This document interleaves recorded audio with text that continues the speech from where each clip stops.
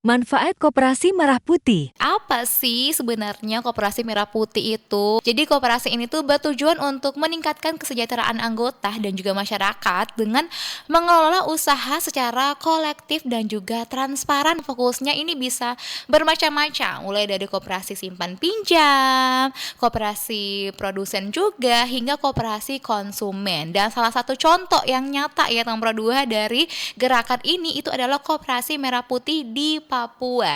Ya, yang dibentuk untuk membantu petani lokal dalam memasarkan hasil bumi mereka secara lebih adil dan juga menguntungkan ya. Bisa saling menopang nih nomor 2, membangun juga ekonomi dari bawah dan menjadi lebih berdaya ya tanpa harus bergantung sepenuhnya pada pihak luar.